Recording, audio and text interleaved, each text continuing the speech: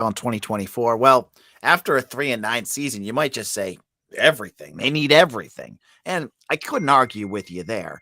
But what are the three positions that I think are going to be really key for Boston College moving forward? And where do they need to really put their emphasis in that class of 24? I'm going to give you some expert analysis on today's show.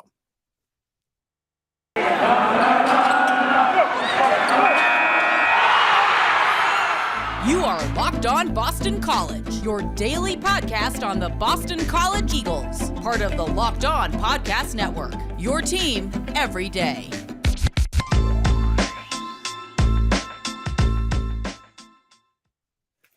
Hello, Locked On BC here. AJ Black, editor and publisher of Eagle Insider. This episode is brought to you by FanDuel, the official sportsbook partner of Locked On. Make every moment more. Visit FanDuel.com/LockedOn to get started today. Well, we're going to get into recruiting. It's one of everyone's favorite topics and kind of a hot button year where BC went 3-9. And, a lot of folks are under the impression that BC just needs to recruit better all over the place, right? They need to get better and hit all of those marks to improve up and down their roster. And it's hard to argue with that.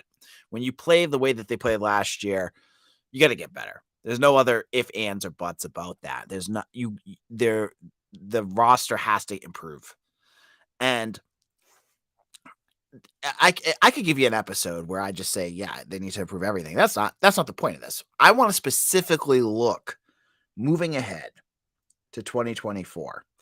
This class coming up, what positional needs are going to be paramount for BC in order to continue any sort of momentum hopefully they would have after next year. Hopefully this is going to be a year where Jeff Hafley figures things out, where Jeff Hafley, gets to a bowl game and they get a little bit of momentum. If he loses, I mean, this whole list is moot because they're going to have to do a whole lot more recruiting because it probably means the end of Jeff Hafley. But let's be positive here. Let's look at those positions. And to kick it off, I think it's the easiest one is the offensive line. And it's not that it's a talent issue at this point, because I just think there's a lot of raw guys out there that are just not ready to roll, but you got to beef it up. You got to get some more guys on that roster. When you lose after this year, you're going to lose Christian Mahogany and Kyle Hergel. You're going to have Ozzie Terpillo for one more year, and you're going to have Logan Taylor for a couple, but you need depth. What we've learned about offensive line is you need depth. And so you got to start filling in some of those spots. You got to start looking to bring in 3 or 4 offensive linemen in this class. Now, I tweeted it out, and we talked about it yesterday. Colin Cubberly of New York is a prime example of a tackle that they're looking at. Gerby Lambert of Catholic Memorial, a 4-star offensive tackle, was just on campus as well. These are some of the bigger names that you're looking at. But what does Matt Applebaum usually do? I mean, he's going to try to get the bigger names, but he also, it's kind of his thing, it seems like, to go after guys that are developmental offensive linemen, guys that he hopes will have a higher upside with a couple years and a little seasoning and good coaching. That's kind of what he's hoping to have. Now, whether he does that or not, that's not what I'm getting at here. I'm just telling you what the coaching staff is looking at.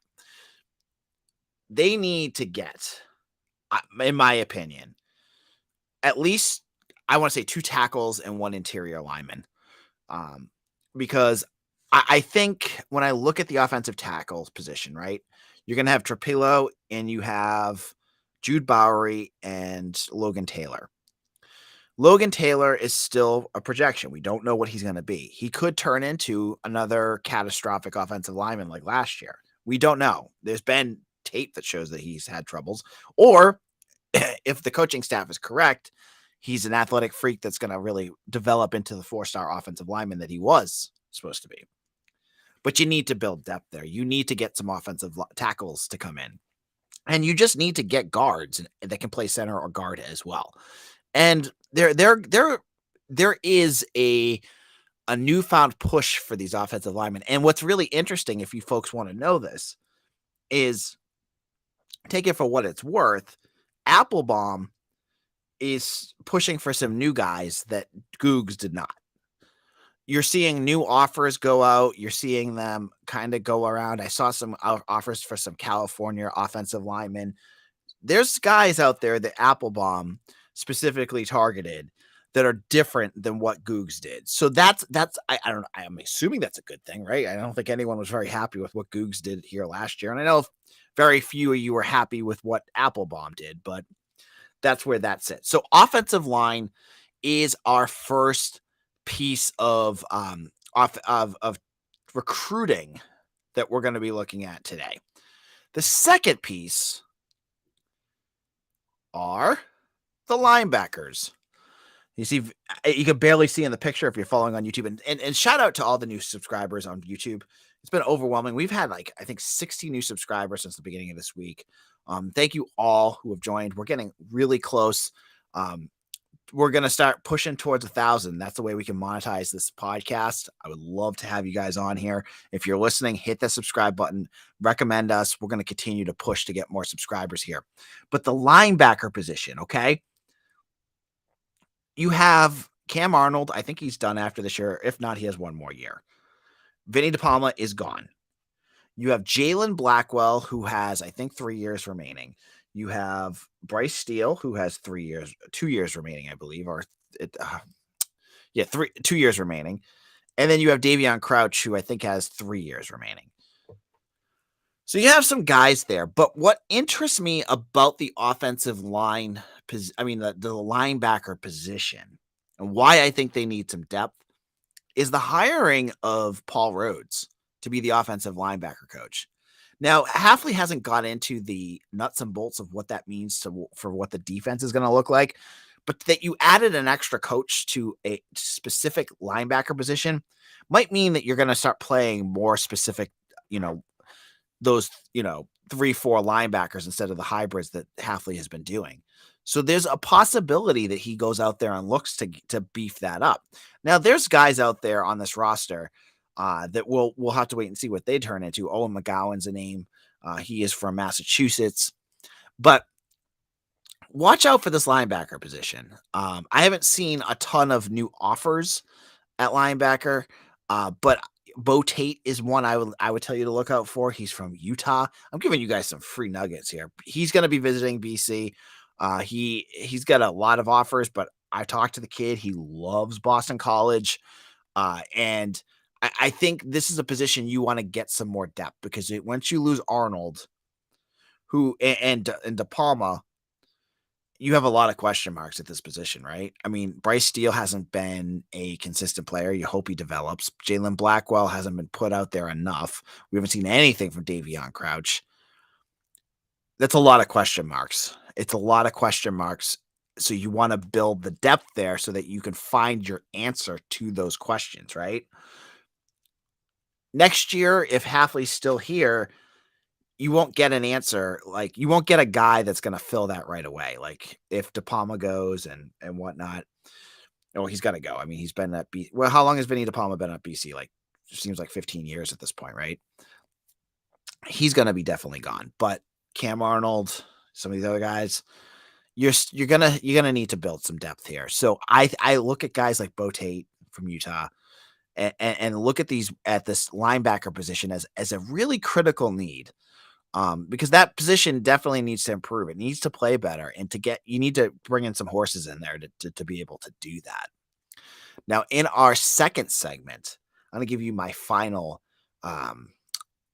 specific need, and I'll tell you some areas I'm not so worried about, and kind of wrap that up. And then we'll look at later on the news of the weekend and tell you what's going on campus, so you are well aware what's going on in BC athletics. But before we do that, FanDuel is the official sportsbook partner of the Locked On Network, and they have the tournament heating up, and there's no better place to get in on that action than FanDuel, their number one sportsbook of America. That's because right now, FanDuel is giving new customers a no-sweat first bet of up to $1,000. That's up to $1,000 back in bonus bets if your first bet doesn't win. Just go to fanduel.com/locked-on and today and claim your no sweat first bet. I'm telling you, NBA season is heating up. We're getting closer to the playoffs. I love to put a little action on the Celtics. Maybe you like the Lakers. I don't know. Head over to FanDuel. It's easy to use. You can find the bets and all the props that you want. Then you can wager on everything from the money line to point spreads to which team will be cutting down the net. So don't miss your shot at a no sweat first bet of up to $1,000 when you join FanDuel today. Just go to fanduel.com/locked on to sign up. Folks, make every moment more with FanDuel. This is Locked On BC, AJ Black. Thank you all. Thank you all for coming in and checking this out. And apparently I'm the biggest sellout in the, like this, lacrosse analyst. This guy is the biggest sellout in the history of sports betting. Thank you. I'll take that one. Thank you. But we're talking about recruiting. I'm getting into football recruiting and what you need to know and what positions BC is going to need to really focus at. The third position, I think you're going to be a little surprised at. It's one that you might think BC is pretty much set at, and I hear a lot of fans going, why is Half League always looking at this? But I'll tell you why it's important, and that's the defensive back position. BC just lost Jason Maitre, Jaden Woodbay, Josh DeBerry, and CJ Burton in the transfer portal and to the NFL draft. That's a lot of turnover for one position, okay? You have going into next year Elijah Jones. I believe he's done after this year. You need to really beef this position up. This is a position that Boston College loves to get multiple guys out there to give multiple looks. And right now, they did a nice job in the transfer portal with Alex Washington, who will be gone after next year too. You have the kid from LIU. I'm totally blanking on his name right now. And you have Kari Johnson from Arkansas. On top of some defensive backs that you brought in. I'm going to say, I'm also not going to be naive to say that there's going to be some transfers too. This is a position that just seems like it's natural that transfers happen. And I don't know if it's the coaching staff. I don't know what it is. It just seemed like there was a lot of guys turnover here at this position. So when I look and I see that there's a lot of turnover coming up, this is a position and that Halfley loves to use multiple guys. This is going to be a position that they're looking at. This is, they just had Kamori Dixon on. I just talked about this on yesterday's episode from Virginia. He's a name I would love to watch for. There's Blake Woodby of St. Francis Academy, who is one of probably the only guys from St. Francis Academy that I've seen BC linked to. There is, there's a lot of guys out there that they're really actively going after. And I just think they're going to see 2, 3, 4 guys, not 2, 3 or 4, potentially 5 guys in that secondary coming in for next year. It's going to be a big position of need. It's going to be a very important one. And if you feel any, a lot of folks don't, with Jeff Halfley's recruiting, this is the position he has notoriously been good at. This has been the one that it's been his bread and butter. Now, a lot of these guys, you can also say, flip the coin that there's been a lot of turnover at this position too since he's come in, and that's fair. But he has been able to attract good talent here. And I mean, you just even look at the transfer portal, as I just mentioned, Washington and Kari Johnson were big time. Victor, never mind. I'm not going to try to think of the other guy's name right now. But Johnson and Washington were sought after by multiple Power 5 programs. So he still has his chops there. I think this is going to be a big key position again this year. I think it's going to be an important one. I think this is where BC will look. Now, folks have been asking me, what are positions that aren't as important this year? And I would say one that I think that BC is looking pretty good at, excuse me, is the running back position. I think they have, now that they added Kai Robichaux in there, they have Cam Barfield. They have Alex Barome for a while, and they added Dontrell Jones. You got 4 guys there. You could add one. They're positions that you're going to get like one guy, right? Wide receivers, another one. I don't see them. They don't have to go out there and get more than 2 guys. I think they're good there. Quarterback, just one. So, I think you're going to see some talent. And I think that all changes. The needs. What's really important is this is a snapshot in time. It is March 31st here, and we are looking at where BC is at. Once transfers happen, you can throw out all these comments out the window because things could change if 2 guys from one position group decide to head out. But that's where we're at right now. Now, if you like BC football recruiting, I've talked to a lot of the guys that I've mentioned today, Kamori Dixon. You you just go over to my site. I have a ton of interviews with kids. I'm going to start giving out projections and crystal balls. I have on 247, we do a thing called a crystal ball, where if I know or have a hunch that a guy's going to commit, I will put in that. And I will make it fun. I promise you. We have a great message board. It's $50 for the entire year. It's less. I think it's less than $50 for the entire year for a whole subscription. Definitely check that out. I hope you become a member. And in our final segment, going to get into some other things that are going around the campus. There's some women's lacrosse going on this weekend. Baseball has some news that we need to get into and much more. We'll get into that in just a moment. But before we do that, let me get into Built Bars. The Built March Madness bracket is here. We know you have a favorite bar or puff, and now is your time to make it count. Go to builtmarchmadness.com to vote for your favorites. I'll be voting for that cookie dough puff, which is my favorite. I mean, I have a hard time voting for anything because I like so many different ones. But you'll be voting for the bar too. Support your team, support your bar or puff. And when you vote for your favorite bar or puff, you'll be entered into a drawing where 50 lucky Locked On listeners will get a free box of Built. Not only that, but one Locked On fan will win a 12-month subscription to Built to have Built's best bars or puffs delivered monthly straight to your door. I'm telling you, folks, I eat these as a snack. They're a good meal supplement. I mean, my family loves them. My son, if he finds out where my Built box is, goodbye. He's gonna be sneaking those out. He loves them too. So you gotta try Built. Built's the best protein bar ever. They're 100% covered in chocolate, and you can go to builtmarchmadness.com right now to vote for your favorite bar or puff and pick a box up while you're there. You can vote every day in March, so hop on in and support your pick. This is Locked On BC. AJ Black here. Thank you all who are following along live right now. I'll get to your comments in a section in a minute. I got to do better. I have to admit, when I'm going on my segments, I got to stop reading the comments. I got to shut them off until we get to our comment part because it loses my train of thoughts. I get off on tangents. So just as a heads up, I will read your comments, but I'm going to wait to the end of the show once I'm kind of done my 3 segments. But thank you all. And I want to say a couple thank yous to some fans like Drew Adams, Marty Party, who's always out there, lacrosse fan. I see you guys all out there. Thank you all for coming and listening. And hopefully you have subscribed to the channel as well.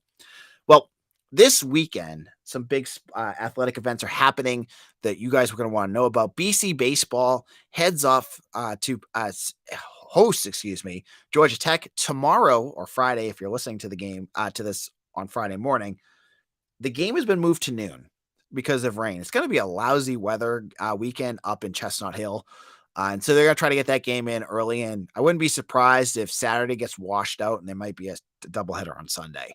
Just my gut with where things are at. But this is I think every series is big when you're playing the way that BC's playing right now. When you're terrible, when you're not playing well, who cares, right? You just hope for upsets and things like that. But when you are near the top of the ACC, you want to start stacking up these wins to get yourself up in the recruiting in the rankings, getting yourself ready for postseason talk. BC's got to go out there. You got to hope for 2 out of 3 against Georgia Tech. Georgia Tech's good. They're not a bad team. Obviously, I don't want as a BC fan to say we're better than anyone because that's not true. But BC has home. They have home field advantage. Go out there, win 2 out of 3, and you've had a successful week. Also, BC women's lacrosse plays Pittsburgh this weekend, and BC is going off of a win where they, as I said on yesterday's episode, where they smoked Dartmouth yesterday, 18-5. Now this is the red bandana game. It's a noon start as well, so if you're on campus, this is a busy time. You can go to the baseball game, you can go to the red bandana game. But it's going to be a big game for BC as well. This is a team that needs to start getting some consistency. They're 8-3, and they only have, I think, like 5 more games left. So every game counts, and they're going to have to wait and see what happens there. Now, in terms of other things going on, basketball, folks, if you're waiting for like more news on transfers, we're in a recruiting dead period right now. So you're going to see I think it's like a week and a half where things are going to get quiet.